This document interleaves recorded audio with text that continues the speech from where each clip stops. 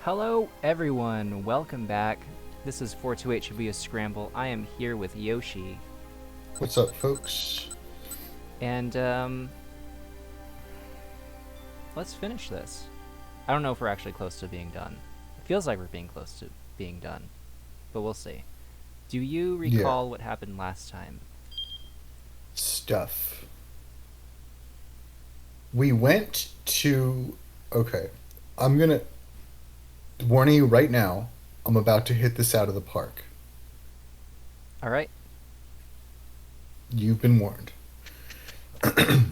We went to Shibuya, um, the Mm-hmm. titular neighborhood, the eponymous neighborhood of this joint, and um, Aji was there, and Kano was there, and Kanan was there, and she was doing a lot of really cute stuff. And about 30 folks from SOS, newly realigned with Achi, were also at the jump. And Alfard revealed himself to maybe I'm not sold on this, but maybe be Leland Palmer, who was Hitomi's English tutor or professor or something like that. And Hitomi was there too. And they were like, give me Hitomi, or whatever. And then he threw the test tubes in the air, and they were like, oh, we're gonna catch him or whatever. And but of course they didn't, and they were actually a bomb, and everyone died. And then we tried to fix it, but we couldn't fix it. And so right now everyone's dead. How did I do? Yeah, you knocked it out of the park. There's a little bit more that happened, though. Um, we unlocked our buddy, Tateno here. Oh yeah, Tateno's got a little storyline. Love that for him.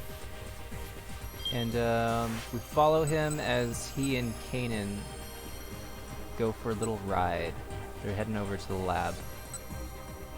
And I think Kajiwara, Banana Man, helped him out. Oh yeah, he went through the barricade. He was like, "Yeah, don't worry about me. I might be gravely injured, but don't worry about me." Make And sure just you yeah, he'll have just a great source of potassium on your way out. yeah. It's like a video game. He'll just eat a banana and then like he'll be okay. Yeah. Don't you wish that real life worked like that? I Like think if you were like if you had like some health problem, you could just like eat a pizza and then it would go away. yeah, that would be Because pretty that's good. kind of the opposite Not of just real any life. pizza. It's like floor pizza. Pizza that's been hiding under like a trash can or a light Yeah, post usually, falls out of like a or torch. like floating in the air. I think the trick is to say cowabunga after you take a bite. Um, but we got to keep out with Tateno, so it's time to see if this jump works. We're gonna All head right, over to our buddy Brother. We're heading over to brother. Brother.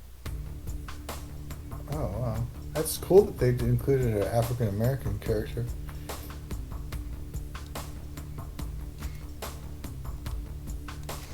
Oh wait, whose brother is it?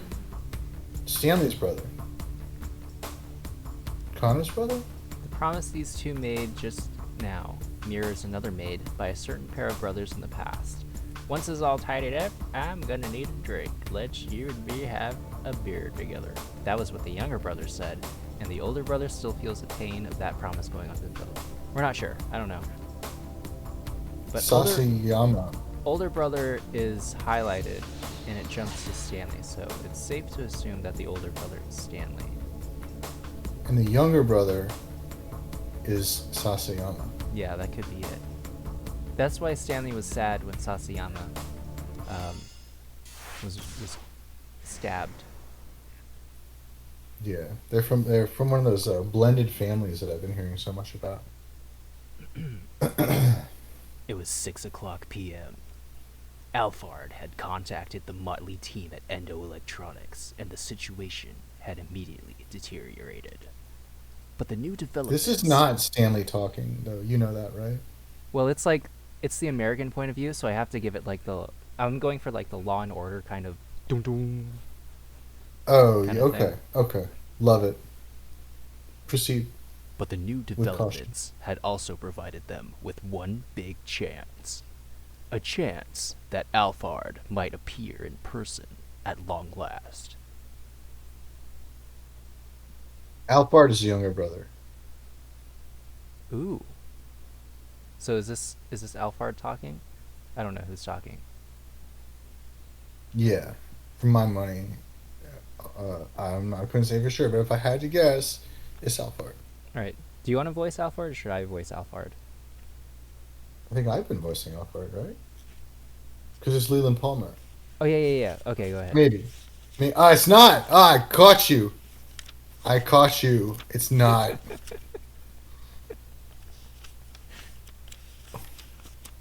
You got me. But he's still English. Wait, what is though. it? Is it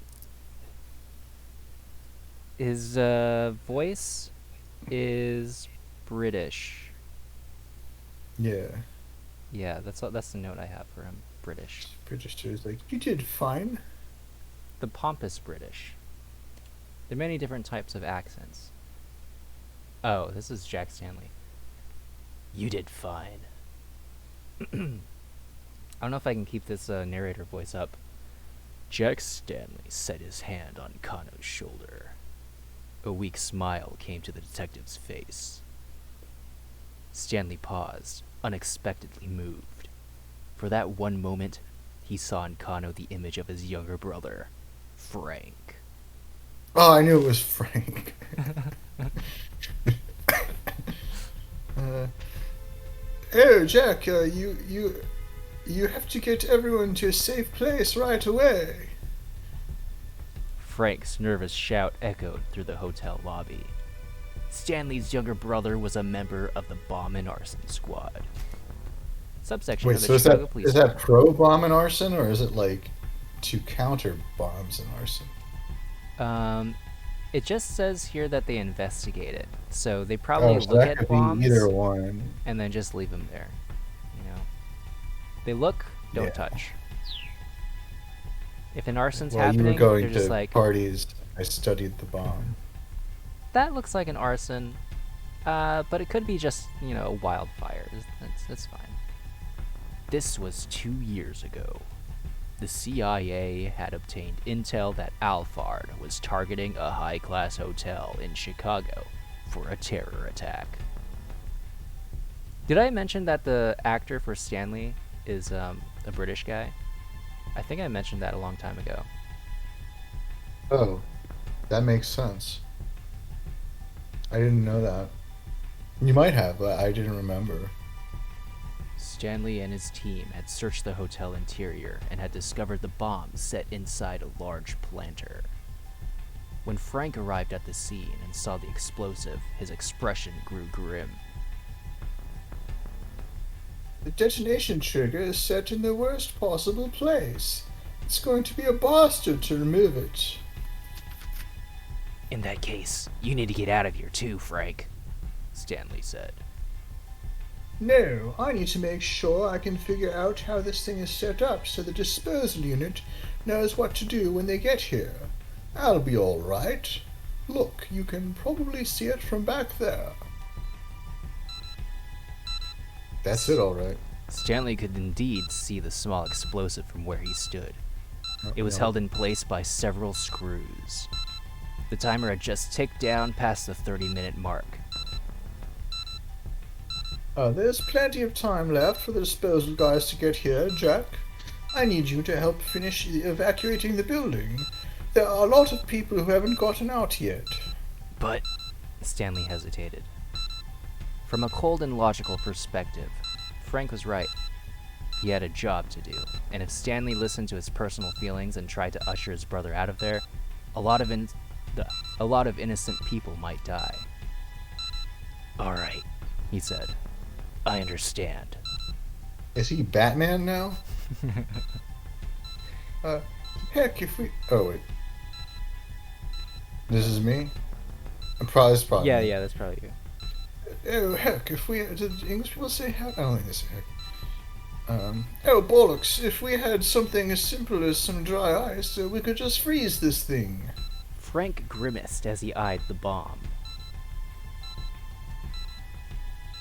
Or maybe this is me. Dry ice, huh? Yeah. I don't suppose ice cream would do the trick. That should be a waste of ice cream. You'd be better off just eating it. Of course, even dry ice would be a long shot in place of actual liquid nitrogen. The brothers looked at one another, and for a moment the tension dissolved into laughter. All right, Stanley said. I'll be back. Hey, Jack. Once this is all tidied up, I'm gonna need a drink. Let's you and me have a pint together. Sure, you got it. Stanley headed for the hotel lobby, which was still overflowing with guests.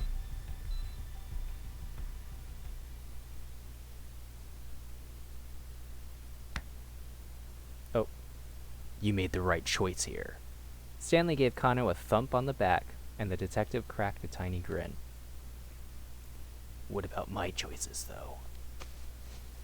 Yeah, he's got a little Batman in him. Debating his own next move, Stanley stepped away from the others and took out his cell phone. He made a call to his superior, Gordon. The guy who makes all that frozen fish? It's me, he said.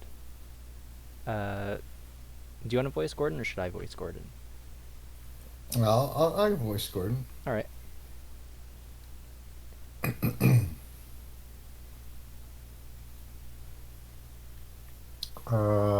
So he's like a big shot, right? I think so. All right, so he probably sounds like really fat, right? Yeah, he said he Important makes a lot people of are fish, fat. right? Yeah, fish is not. It's good for you though. What's the situation? I hear the Japanese police want to put Mario Osawa under quarantine. I'm assuming that's on your orders, sir? No, it is. There are too many important people in Shibuya. Well, we can't allow that virus to get loose. Besides, we know that Alford is after Shibuya-sama. There was no reason to leave Maria at large any longer. If you put Mario Osawa under quarantine, she is going to die. Good. I know that. But there will be far fewer victims as a result. Gordon's words made something inside Stanley snap. In that moment, he lost any inclination to report that he was with Maria. It's a me. Have you heard people pronounce Mario as like Mario? Yeah, I think my dad used to. We used to play Mario 2, like the Doki Doki Panic one, Yeah. and he would be like on the NES, and he'd be like, he'd be like, you boys want to play Mario? And we were like, yeah.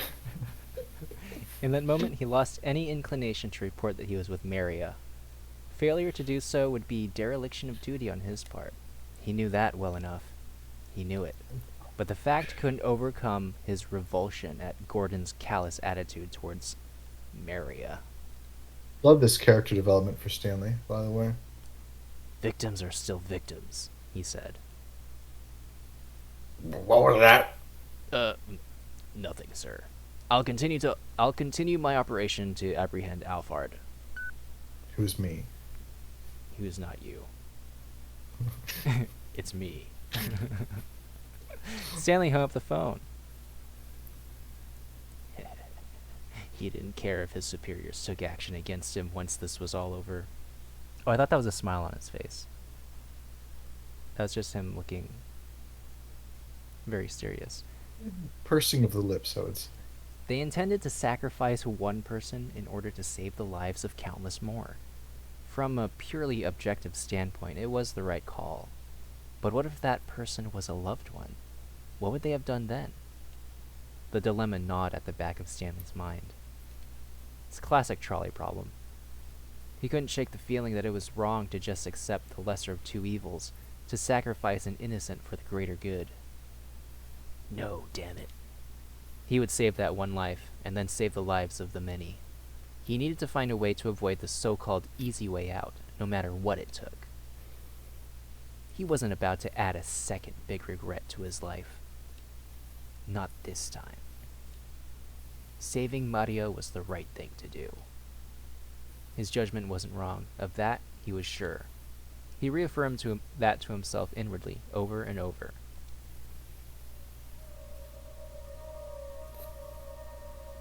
Kano was watching Tateno prepare to depart. The group had put together a reasonable plan of action.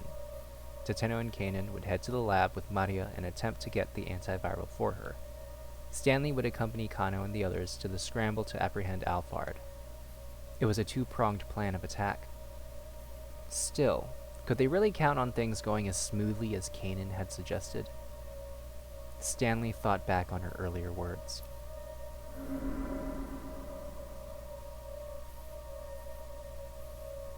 This is Kanan speaking. Oh, is this Kanan? I'm sorry. Once Alphard has made contact with Hitomi, call my cell phone. I have plenty of information Alphard might want to bargain for. Oh, they garden pathed me there. Might want to bargain for. I can negotiate with him directly. That meant that getting the password hinged on whatever deal they struck. What sort of things might Alphard request in exchange? Stanley cast a thoughtful look at Kanan. She was helping Tateno to carry Maria out of the room. I don't think that two's supposed to be there. Stanley doubted she'd answer if he asked just what her bargaining chips were. He held his tongue, watching as she left with the others. Whatever else happened, he needed to focus on capturing Alphard. He glanced at the monitor displays in the workroom. The disembodied sound of Alphard's voice from earlier crept back into his mind.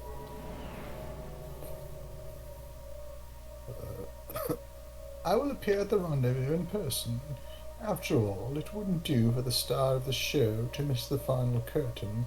But he didn't say, it doesn't mean it is that Leland Palmer, though. He could still be there. That's smiling true. Just outside the frame.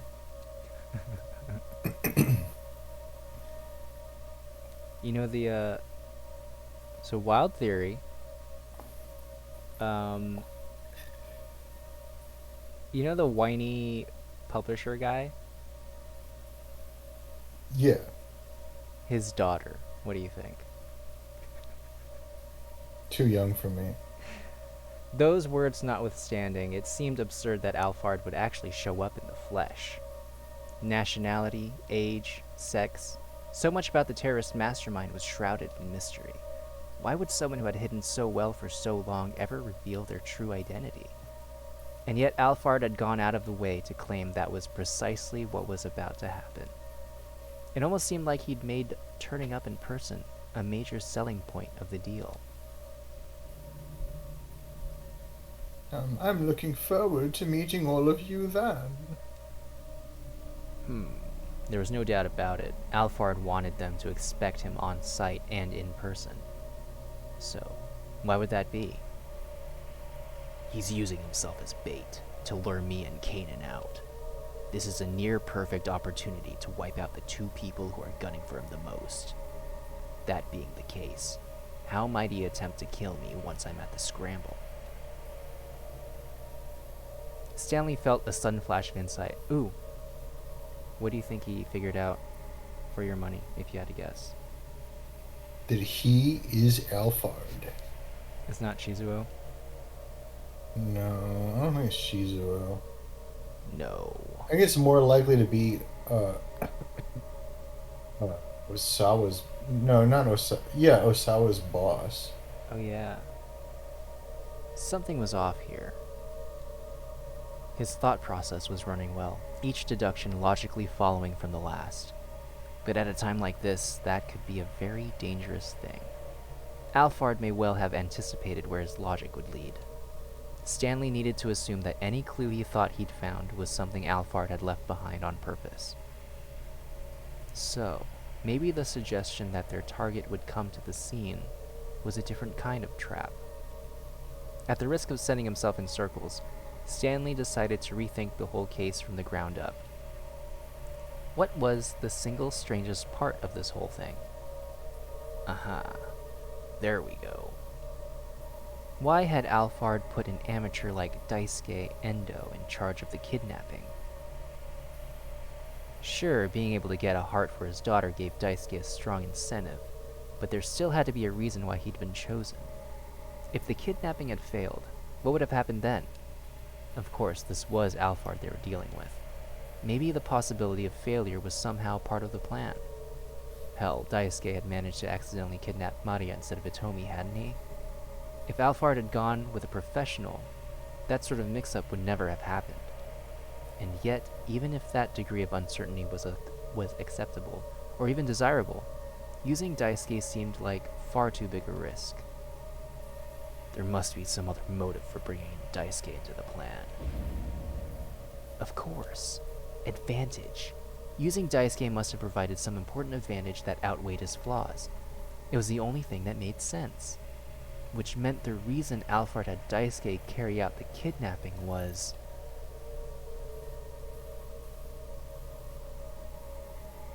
You gotta choose what he thinks. To create, what's the most insidious one? I guess to create an alibi.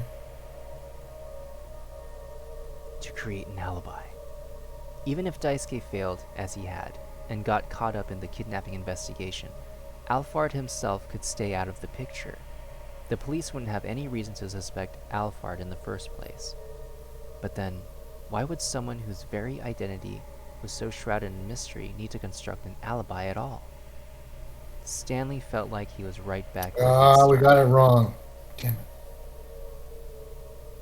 Well, we can change it later, if this leads to a bad thing. If Maria hadn't been mistaken for Hitomi in the first place, the situation wouldn't have become nearly so complicated. That was the I feel thing. like the what is this person thinking one doesn't usually lead to a bad end. It's usually just leads to the game being like, you're done. Can you please try again? Yeah. That was the thing that really made him wonder. Daisuke may have been an amateur, but would he really have made such a rudimentary mistake when his daughter's life was on the line? Stanley decided to take it up with the man himself. Mr. Endo, let me ask you something. Did you know Hitomi had a twin sister before the kidnapping?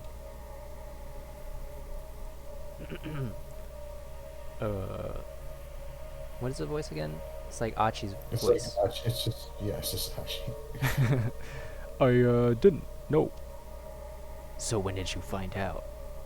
After I'd had Maria kidnapped, the orphan trafficker took one look at her and said I had the wrong girl. He said I was supposed to have abducted the younger one. He never mentioned Hitomi having a twin before this all started? No. If I'd had known, I'd have been a lot more careful. I don't know if that was Achi. Maybe I didn't do that right. No, it's close enough. Alphard had certainly known that the Osawa girls were twins, but despite the added risk that fact implied, he hadn't told Daisuke. There was only one logical conclusion. Daisuke's mistake hadn't been an accident. Alphard had intended for the wrong sister to get kidnapped. By using an amateur, Alphard had set up the police to write off Daisuke's kidnapping of the wrong target as a simple misstep. Had Daisuke been brought in simply in the name of camouflage? But why? Alphard was after Hitomi's blood. Daisuke was after Hitomi's heart. They both wanted the same thing, so why target Maria instead? Stanley's train of logic had run out of steam again. Still, he was sure he was on the right track. He just needed to keep following till he found out where that track would lead. A lot of train language there. Choo-choo. Where's the storeroom where you were keeping Maria? He asked. Daisuke hung his head. It's out behind the shop. Why do you ask? Would you mind showing me? There's something I'd like to check. At this point, he needed to go back over everything, right from the beginning. He followed Daisuke out to the storeroom. Speaking of this storeroom, Daisuke said as they were walking to the back part of the building. there's something I've been wondering about. Just how did Maria manage to escape in the first place? You're certain you locked her in? Stanley asked. Daisuke nodded. At 8 o'clock this morning, the organ trafficker came by to check up on her. I made sure to lock the place back up after he left. I see. That visit must have been when Maria was injected with the UA virus. It makes sense based on our working timeline of when we expect her to go symptomatic. When they got to the storeroom, they spotted the padlock that had held it shut lying broken on the ground. Daisuke picked it up and opened the storeroom door. Ah, look at this mess. It was obvious immediately that merchandise had been stolen. I doubt Maria did this. Daisuke said. Maybe some thieves broke in? He made a quick inspection, assessing what had been taken. Some digital cameras and laptop computers were missing. This looks like the work of some local thugs. This kind of thing has happened to me a few times before. Daisuke let out a sigh of exasperation. Stanley, meanwhile, was carefully looking around inside the storeroom. Where did you have Mario-sawa? He asked. Behind those cardboard boxes. The boxes he indicated were piled high, closing off one corner of the room. If Maria were unconscious behind them, the burglars might well have never noticed her. So Maria was able to escape from the storeroom thanks to the burglars breaking the lock, Stanley mused. Just what impact had that stroke of misfortune had on Alphard's plan, he wondered. What had Alphard planned to do with Maria if nobody had broken in?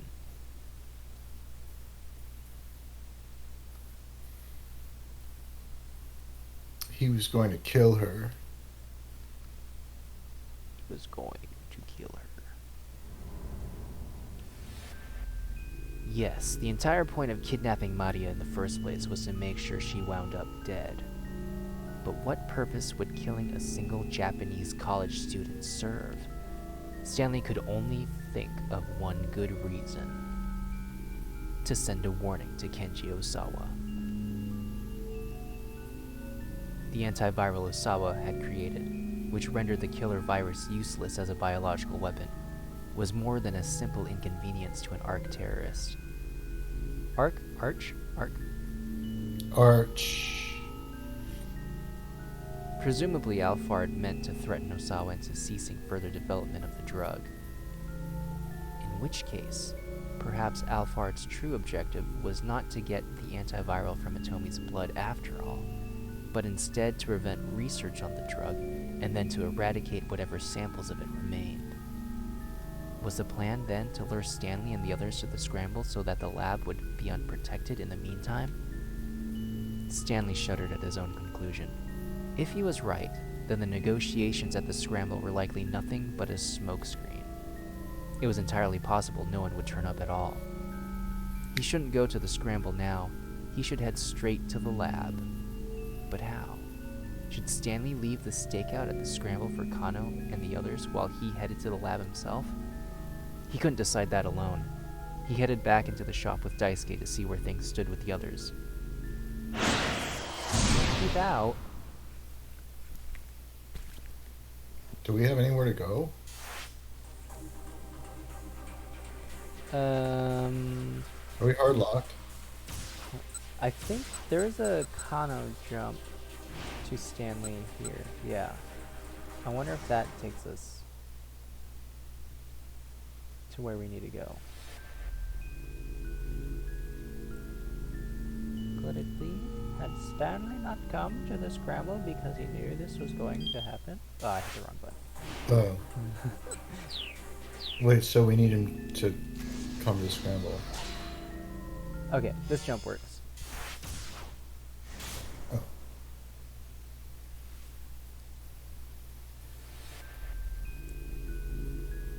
Kano's plan of action for the scramble was steadily coming together. Stanley half listened as the young detective discussed the stakeout with the rest of the group. His own mind was still caught up with the question of what he himself should do. He couldn't shake the conviction that he needed to head to the lab. Even assuming that Alphard really did turn up at the scramble, and assuming that he carried out another bioterror attack there, the worst that could happen would be a disaster in Shibuya. Terrible though that might be, it would be far worse to let Alphard, who was already in possession of the Uwa virus, destroy the world's only supply of the antiviral. If he succeeded at that scheme, his bioweapon would be unstoppable. He could hold the entire planet in the grip of fear. A terrorist arms dealer must never be allowed to obtain that kind of power. Stanley couldn't take that risk. Even if he was wrong in his suspicions, it only made sense to shore up the defense of the lab. There was only one person he could count on now.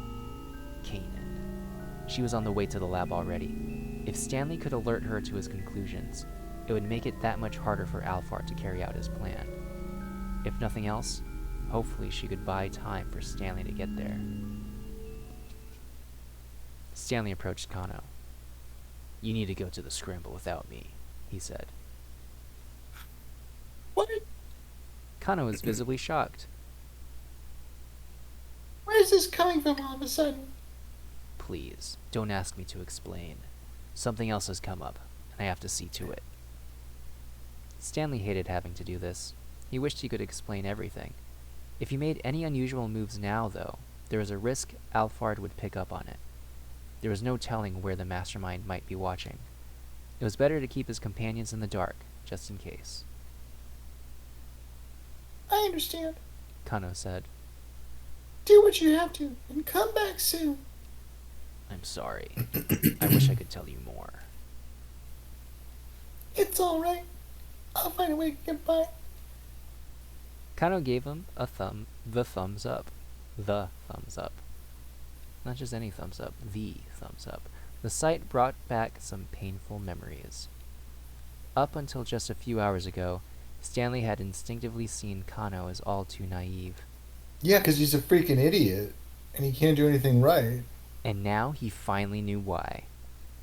Kano was just like his younger brother, Frank.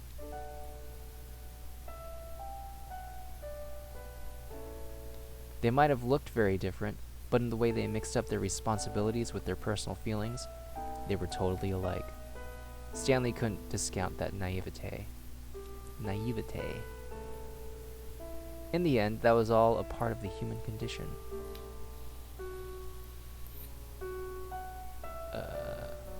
This is probably... Oh, this is me. Frank. This is Frank, yeah. Jack, are you really okay with this?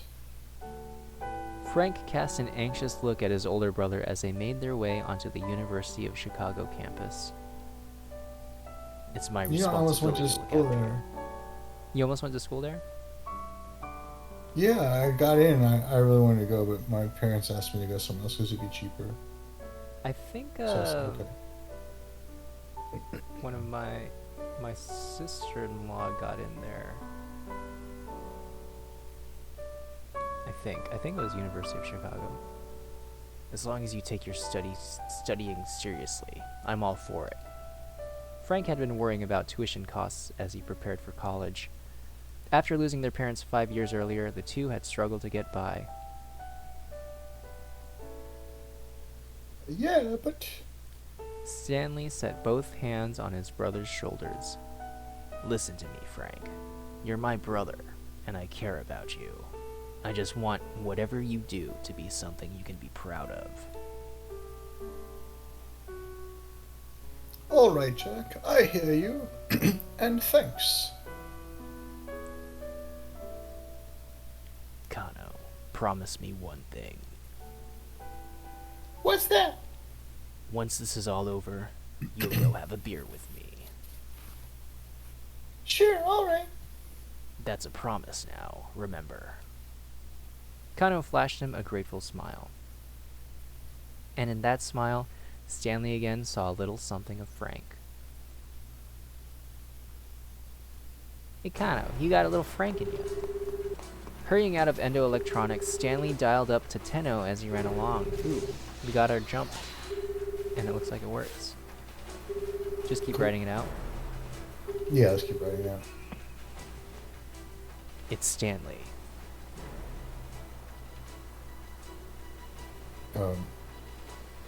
What's going on? What I'm about to tell you is mere conjecture on my part. But for now, let's assume I'm mostly on the right track. He took a deep breath and steeled his nerves. I think Alphard is heading to the lab. He's planning on hitting it to destroy the antiviral. Are you serious? Tateno's voice was laced with apprehension. Yes, you need to turn back right away. I'll go to the lab with Kanan. The detective's only reply was silence. Did you hear me, Tateno? This is an opponent who's out of your league. Turn back. I'll handle it. Basically, I can't do that. Now, Tateno's voice was calm. Oh, Tateno's tone was calm and steady. My job is to get Maria to the lab as soon as humanly possible. Pardon me. Whether Alphard is coming or not doesn't change that. Don't be absurd. Even if you do have Kanan with you, you can't keep Maria safe and still win the fight that's coming. I'll give my own life to protect that girl if it comes down to it. Stanley could tell that he'd never overcome this degree of stubbornness. Fine, have it your way then. But I'm heading to the lab too. Whatever you do, do not let your guard down. Understood. Tateno would be no match for Alphard. If the terrorist spotted the detective, he'd probably kill him on the spot. Reassurance or encouragement would be meaningless. Instead, Stanley left Tateno with one final warning. Ooh. Shoot him. If it comes down to it, just shoot him. If you hesitate for a moment, he'll have you dead. Hey, he hung up on me. Tateno hung up without saying anything. Stanley made it to his car, still parked on the roadside. Jumping in, he sped off toward the laboratory.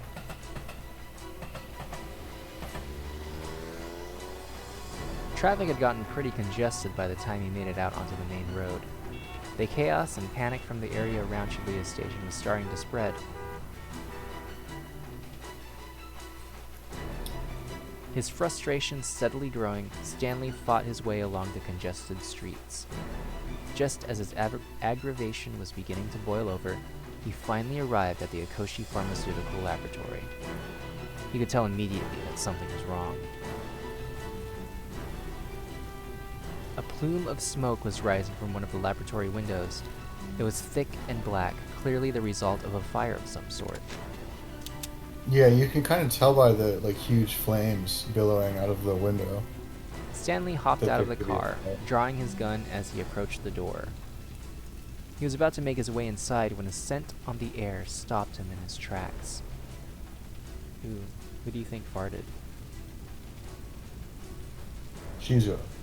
The smoke carried the telltale odor of explosive residue from Shizuya. He hadn't made it on time. All his fears had come to pass. Maria, Osawa, Tateno, Kanan, they were all surely dead. And no doubt the antiviral had all been either stolen or incinerated. In all likelihood, moreover, viral samples from the lab had been dispersed by the explosion. Stanley cursed. He'd already inhaled some of the smoke. This really was the worst-case scenario. They'd been utterly defeated. Stanley called up Gordon to request backup for a sweep of the laboratory. He knew that it was already too late to change anything. Even so, Stanley would go through all the motions before he admitted defeat. The text really slowed down there.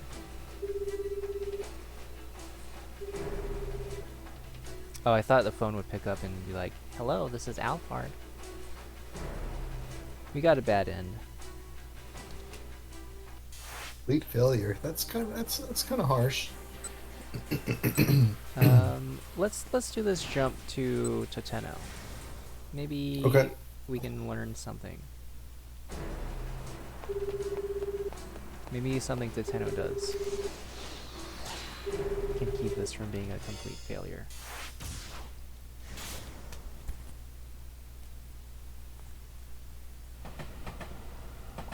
Once they made it past Shibuya Station, the roads were relatively clear. They ought to make it to the lab in no time. Whoa, Tateno's phone rang. It was Stanley. What's going on? He asked the American. What I'm about to tell you is mere conjecture on my part, but for now, let's assume I'm mostly on the right track. Stanley's voice was filled with tension. Tateno braced himself for bad news. I think Alphard is heading to the lab. He's planning on hitting it to destroy the antiviral. Are you serious? It was even worse than he had feared. Alphard heading to the lab? Yes, you need to turn back right away. I'll go to the lab with Kanan. Is something wrong? Kanan asked, peering at him from the back seat. He couldn't hide the fact that he was trembling. She seemed perfectly calm, unfazed by the possibility of further complications. Perhaps she had already anticipated something like this happening. Did you hear me, Tateno? Stanley said. This is an opponent who's out of your league. Turn back. I'll handle...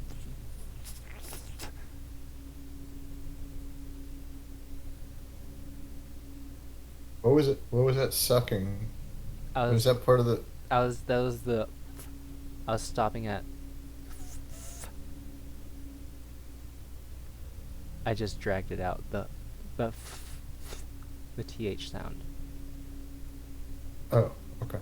Instead of just saying think or that or whatever he was going to say. I'll handle thought. I think that's what he was going to say. Okay. I looked away for a second and I just heard sucking and I was like, I think Aljo's off task. I can't do that. Tateno replied, managing to regain his composure. My job is to get Mario to the lab as soon as humanly possible. Basically, whether Alphard is coming on or not doesn't change that. Don't be absurd. Even if you do have Kanan with you, you can't keep Maria safe and still win the fight that's coming. Maybe Stanley was right. Almost certainly he was. But Tateno couldn't put Maria's life in danger by turning back in order to save his own. Kanan! Tateno glanced at the young woman in the back seat. Yes? If Alphard shows up, don't worry about protecting me. Just keep Maria safe. You got it. That was all Tateno needed to hear.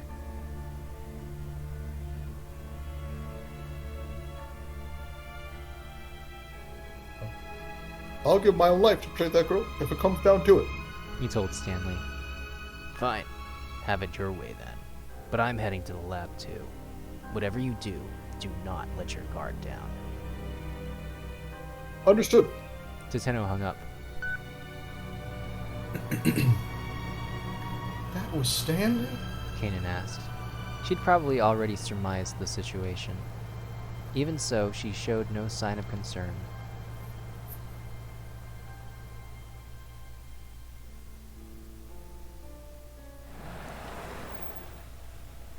At last, the minivan arrived at Okoshi Pharmaceutical. Tateno pulled up at the front gate and got out of the vehicle. Off to one side of the entrance was an intercom for contacting the security room. I'm assuming you've already heard the details from the director. Tateno barked into the intercom. Open up. Alright, who do you want to be the security guard?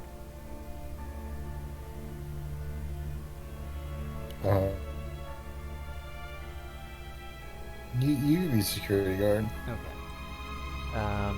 Spat back, huh? Yeah.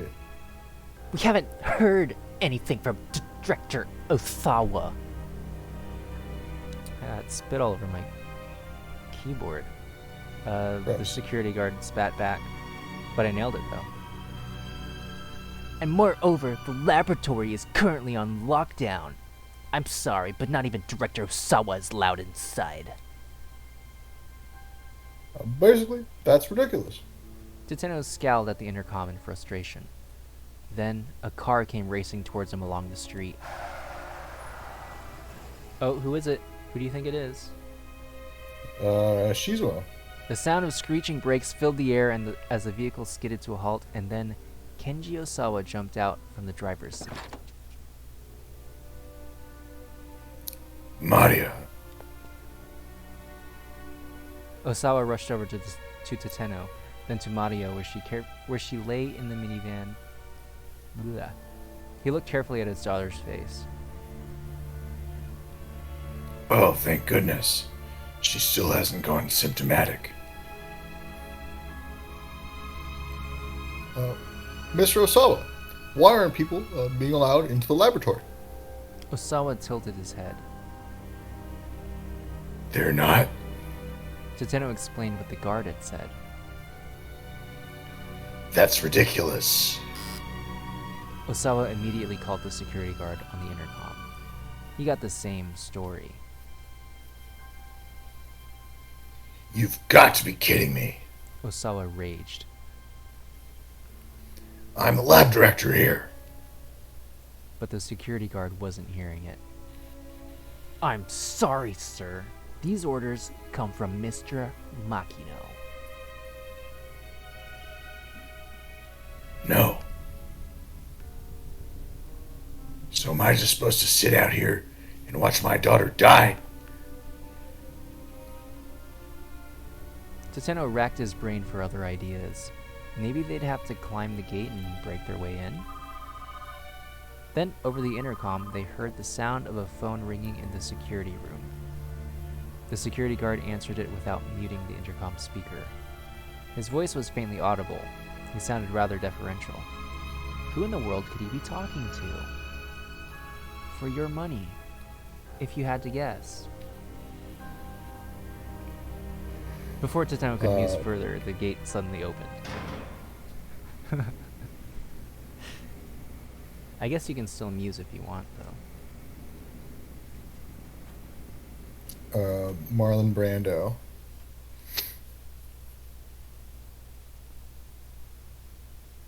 I'm sorry. Huh? Why?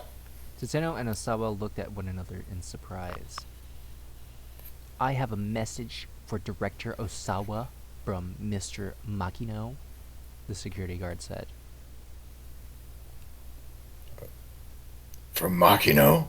Osawa huddled over the intercom and had a brief sotto voce exchange with the guard. Did I get that right? Is it voce or voce? Or is I'm it assuming it's voce? Voce, but I've never seen or heard that phrase before. Neither have I. It seems it's probably Italian, right? It gotta be. Yeah. What was that all about? Tateno asked. It would seem that my wife was able to pull some strings for us. Osawa smiled uncomfortably. Tateno didn't have time to wonder what that might mean. Has that lock been open for us as well? He asked. The smile disappeared from Osawa's face. No. She wasn't able to do anything about the final layer of security. I see.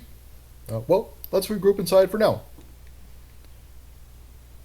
Very well. Osawa said. By the way, who's going to be hacking the password? I am. Kanan replied. Ah, so you're Kanan. We should get you to the laboratory then.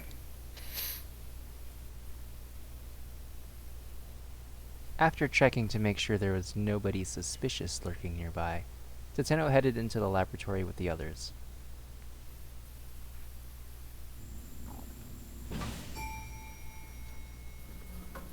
It took about 20 seconds for the elevator to reach the first basement level. The biohazard storage area was evidently fairly deep underground. The doors opened to reveal a long, straight corridor. There was a door at the far end, with a device at one side for checking IDs. Kanan approached the device, setting the laptop she'd borrowed from the security room on the floor in front of it. She affixed a scrap of paper with Kenji Osawa's password written on it to one side of the monitor. Then she connected a series of cables to both the laptop and the device. Tateno tried to contain his sense of urgency, focusing on keeping watch over Kanan as she worked. Kanan began to slowly tap away at the keyboard. Her screen displayed a series of numeric values that changed with each keystroke. She checked the changes carefully, timing the movements of her fingers according to some formula. The ID device let out a warning sound, and the display lit up. Incorrect password. The input had been rejected. Was this really going to work? Tateno felt his impatience growing. Osawa's face showed a similar unease. Kanan turned to look at them. How many failed attempts are we allowed? Oh, that was one less than I was expecting. Well, no, because it's 2 failed attempts, right? And then a third one. Oh yeah, okay. The third one It's locked it always out 3. completely. Yeah. It's always 3, and they always blow the first 2 like boom, boom, and then they like think really hard, and they're like, "Oh, I know it. It has to be like I'm Sherlock or whatever." 2, I believe. Osawa answered. After a third failed attempt, the storage area is locked down. It can't be reopened without input from the full board of directors. Yeah, Yeah, no. nailed it. Kanan had already resumed typing before he finished speaking. There's a very slight difference in power consumption from the device when it processes a correct password compared to an incorrect one. There's a minuscule difference in the time it takes to run the process as well. If I can analyze those and compare them... Kanan's voice trailed off. She continued working. There was another warning sound. A second failed attempt. Oh boy. A single bead of sweat ran down to Tenno's forehead. But Kanan didn't so much as bat an eyelash. Ah, I see. Her face remained full of confidence. It won't be a problem. She assured them. This isn't my first time with this type of mechanism. This ain't my first rodeo. Slowly, one at a time, Kanan pressed key after key while keeping her eyes fixed on the laptop screen. With each keystroke, a waveform at the top of the screen, looking almost like an echocardiogram readout, wobbled slightly.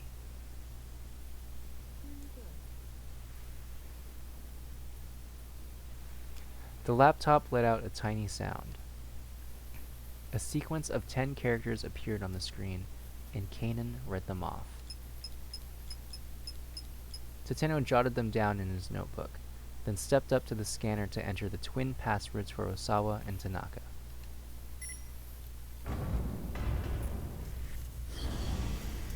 Yeah, you're right, they got on the third try. Third time's the charm. The door opened. Kanan let out a sigh of relief. Osawa gathered up Maria and headed into the storage area. Tateno felt a surge of relief as he watched the two of them go. Kanan, meanwhile, was fastidiously putting away her equipment. She's always doing cute stuff like that. What do you think? Tateno asked her. About what? She asked, her gaze as serious as ever. About Alfred. Why hasn't he shown up? If what Stanley had said was true, Alfard ought to be coming their way.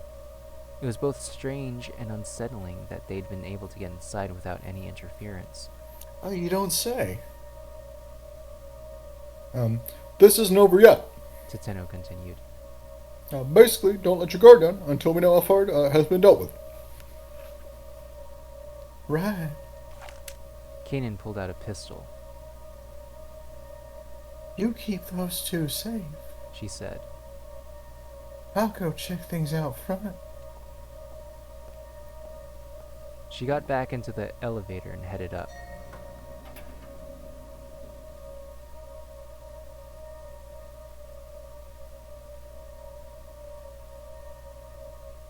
Left alone in the hallway, Tateno was enveloped by an eerie silence. He drew his gun from its holster, then went into the storage area to join Osawa and his daughter. His cane and the soles of his shoes echoed on the hard surfaces all around.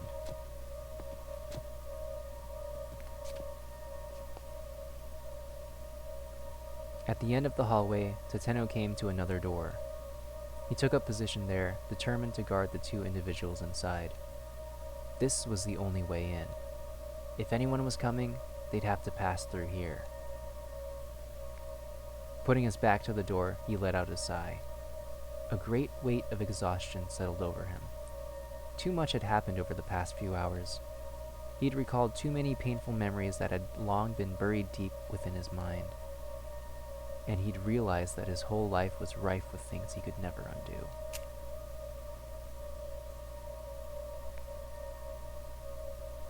If you're coming, then come on. Tateno aimed his gun down the empty corridor. Right now, he just needed to protect Maria. That had become his life's sole purpose.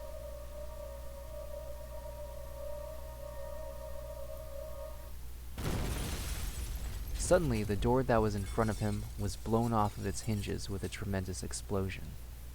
The shockwave traveling down the corridor struck him an instant later. Tateno had neither the time to wonder what had happened, nor any chance to avert his fate.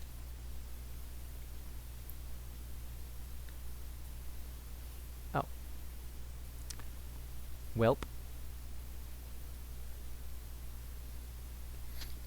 Just died. We died. We died.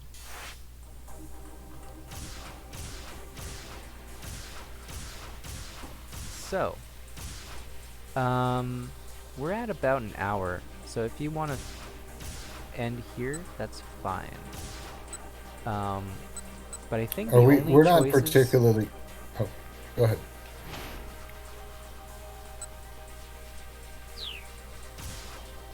I think the main choices to make is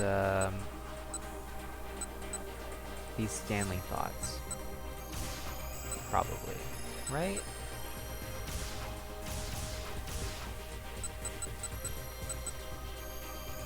That's We'll all that I go can searching think of. around next time, unless you want to search now. Because I think these Achi's only for... Well, we can check in on Shizuo. I mean, we're not like super close to the end, are we? Yeah, we're not super close to the end. Okay, then yeah. Not like let's not. call It's it not. here. It's probably another episode or two, I think. Especially if we hit all Okay. these bad ends. Yeah. I didn't make the best choices. I don't, I'm gonna let you and the fans at home in on a little secret, which is that sometimes I make a choice because I actually don't think it's the right one. I just think it's like funny. Yeah, that's what I do too. Sometimes. Yeah, so I've probably got us killed a bunch of times that we didn't have to get killed. So just want to come clean about that. But yeah, we'll get it in next time for sure. All right. Do you got any thoughts, impressions? I'm still big on Makino being a bad guy because he's acted like a bad guy every time we've met him, and I'm kind of backpedaling on Stanley being a bad guy because like they're really pushing this like character development for him. Slash, he's a good guy. He's just sad that his brother died or whatever, and he wants to do the right thing, kind of deal. And I'm gonna say that we have not seen the last of that monkey guy. What's his name? My favorite character. What's his name? Kajiwara? Yeah. Yeah, he's gonna come in clutch at the end. Are you saying He's like throw a is he banana at secretly- Alphard. oh, okay. He's gonna show up And- to attack Alphard. It's not that he is Alphard. No, absolutely not. He's a good guy. He's the true hero of the story. Oh, and what's his face as you come back to the cosplay detective? Oh yeah, Sasayama. Yeah. Back from the dead. He didn't die. Back from For sure. the bed, the hospital bed. Yeah. So yeah, that's what I got. That's what's on my bingo card. Nice.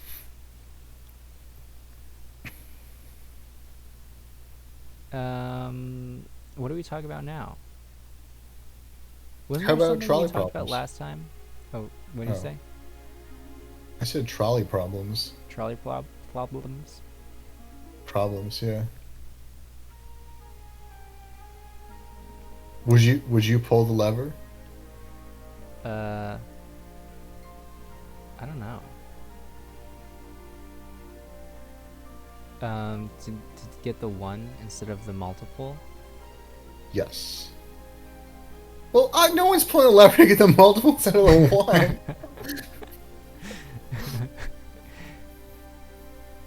Yeah, like what else would you do, like, in that situation? You can You not just pull knock the the- lever. Just like to like save everybody. Do you You can't. you stop can't the save trolley? everybody. It wouldn't Call be a problem. Spider-Man to like web up at the front. Okay, Aljo, it But yeah, wouldn't be I a would pull problem. You pull the lever? Yeah, to get the one. Get the one. Even if they looked you in the eye and they're like, I don't want to die. Like, please. They're like screaming. They're like, please, no, I have a family. But then like there'd be four. Don't do this. It's the one, or there's like 5 other people screaming. I don't know. It either way would still haunt me though. Gotta say. Yeah. What if it was only 2 people? 2 people. So like Yeah. 1 on each side, or 2 No. people versus the 5. The trolley was about to run over 2 people, but you could pull the lever so that it was going to only run over 1 person. I don't know, man. Maybe the 1. Probably the 1. What if the 2 people kind of look like jerks? Like one of them was wearing like a Sublime t-shirt, and the other one, like, you somehow knew He was that like, their favorite sushi is like California roll, and they prefer the fake crab to real crab. And the one person is like really cool. like, good cool or bad cool. Like either way, they're both cool. Not cool like James Dean, cool like I don't know, like who, like Brendan Fraser or whatever. Like,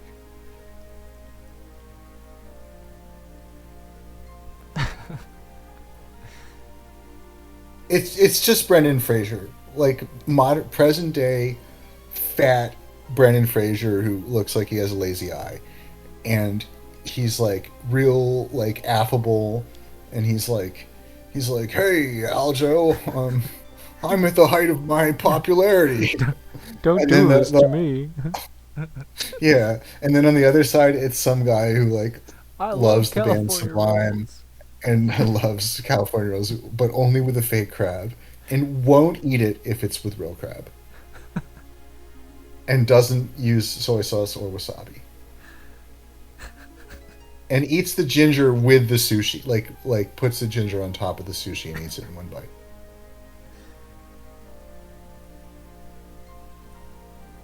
I guess I won't touch that lever. Okay.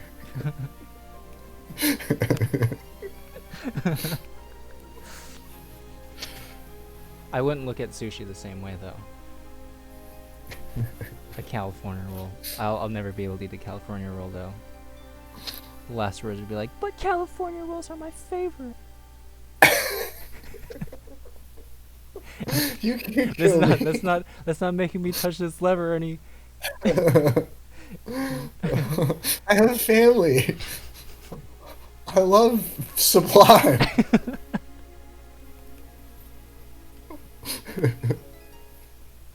I was in the whale. Wait, he's safe though. Yeah. Don't worry, Brendan Fraser. That's why I'm not touching anything. I'm just gonna turn around. Sorry about that. Alright, cool. Glad we figured that out. I feel like I was gonna bring up something else, but I forgot. Oh, yeah, you said what were we talking about last time? Yeah, was it cake puns? The dumb cake thing? It was cake. I don't Cake know if they were salad. puns per se. Cake, It was cake onion. cake substitutions. Like we were just like saying like the little cake. Uh, the lion cake. The cake, Cake and the cake. and the cake drobe. The cake connection. Tinker Tailor Soldier Cake.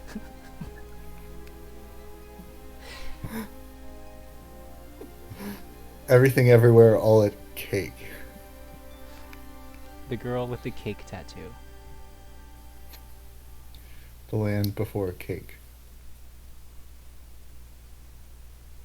Requiem for a cake. 127 cake. What's that? Is it 127 hours?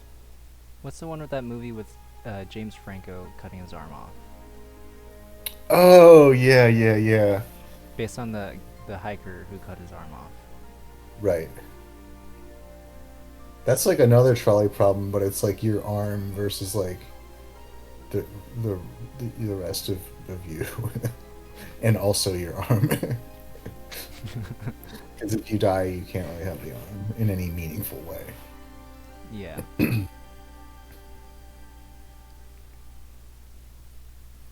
About cake.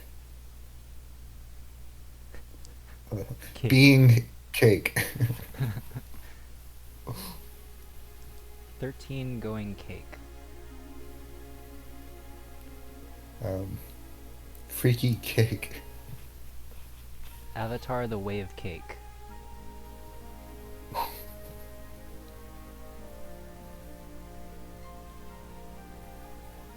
Spider cake.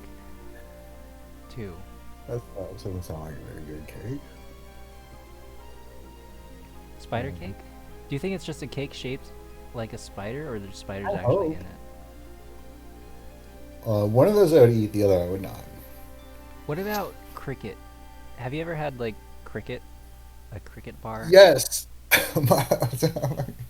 Cricket cake? Would you have a cricket cake? What? So, well, I'm going to tell this story. No, I would not eat a cricket cake. When I was 9, it was like it was December.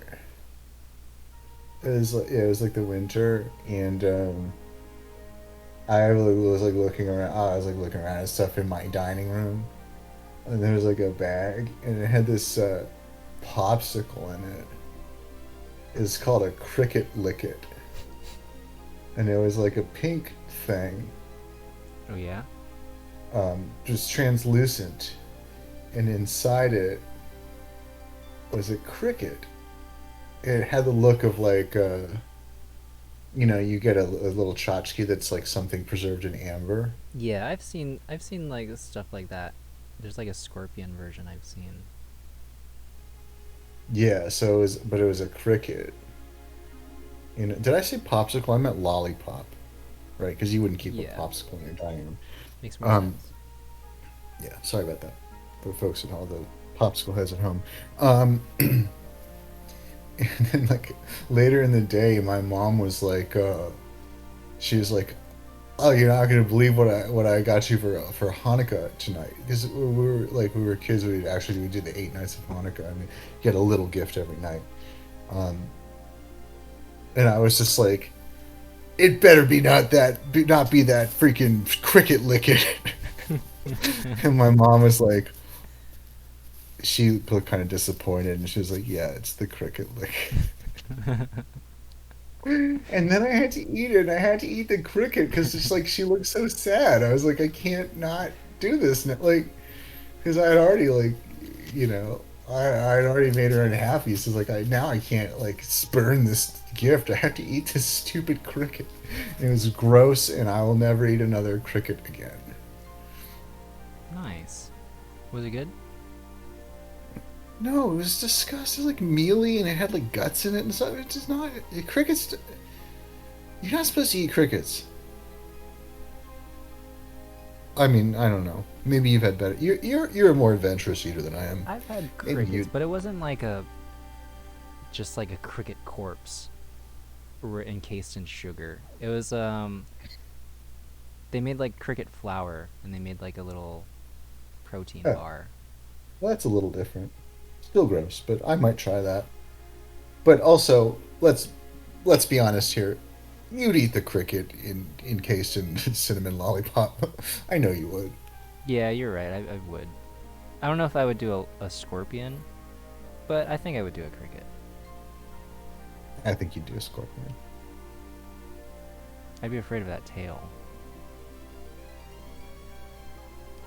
I mean, they're not gonna put like a poisonous scorpion in there. Yeah, I know.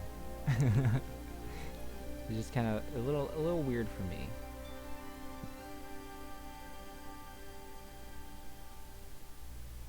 Well,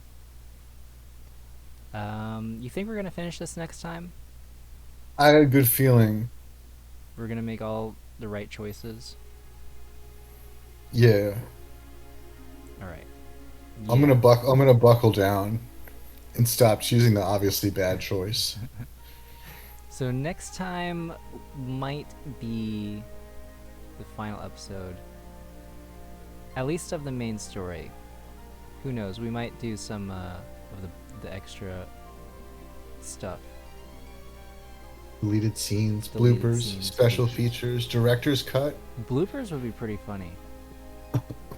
What do you make the choices of like say your line or laugh, and then Yeah.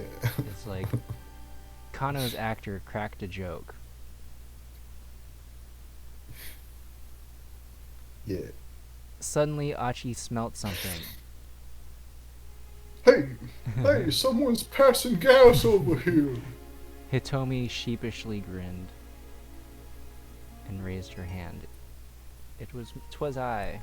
I don't know. She wouldn't do Hitomi. that. It would be Kanan. Kanan seems like Yeah, the one she's to always do this. doing Do cute stuff like that. Shizuo. Alright. Well, thanks for watching, kids. We're gonna do this again next time. Yeah, we should see you folks next week. Yeah. I think. See you guys then.